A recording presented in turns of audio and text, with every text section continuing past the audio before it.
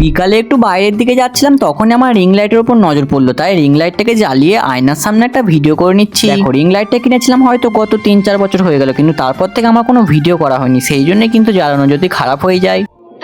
ওইসব চিন্তা মাথা থেকে বাদ দিয়ে দীপেন্দুকে ফোন করলাম, সে আমাকে এখন স্কুল পড়া থেকে নিতে এসেছে, আর তাই এখন আমি হাঁটতে হাঁটতে যাচ্ছি স্কুলে পড়ার দিকে। আর স্কুলে পড়াতে যেতে না যেতেই দেখতে পেলাম যে ও স্কুটি নিয়ে চলে এসেছে, তাই এখন স্কুটি চালিয়ে যাচ্ছে নাদন ঘাটের দিকে। নাদন ঘাটে এসে ঠিক যে এত বড় ট্রাফিক জ্যাম হয়ে যাবে আমি সেটা ভাবতেই পারি না। একবার দেখো, মনে হচ্ছে নাদন ঘাট না, এটা কলকাতা হয়ে গেছে। এখন একটা শর্টকাটের রাস্তা ধরে যাচ্ছি সামনের দিকে, কারণ এই যা ভিড় লেগেছে এখন মনে হচ্ছে ছাড়বে না। দিন আগের একটা ভিডিওতে হয়তো তোমরা এই ছেলেটাকে দেখতে পেয়েছো যে আমার চ্যানেলে 600টা সাবস্ক্রাইব কমপ্লিট করে দিচ্ছিল, আর এখন সে বোঝাচ্ছে কিভাবে 600 সাবস্ক্রাইব আমি কমপ্লিট করলাম। তারপরে চলে আসি আমাদের সেই শখের চায়ের দোকান, মানে যেখানে হয়তো বিকালবেলা না আসলে আমাদের রাতের ঘুমটা ঠিকভাবে হয় না, মানে নাদনঘাটের ব্রিজের এখানে চায়ের দোকানটায়। আর চায়ের দোকানে এসে ঠিক আমার বন্ধুটা ফ্রি ফায়ারটা ওপেন করলো, আর ওপেন করার সঙ্গে সঙ্গে দেখতে পেলো যে কোবরা বান্ডিটা ব্যাগ দিয়েছে, আর সে ছিল কিন্তু ফ্রি ফায়ার লাভার।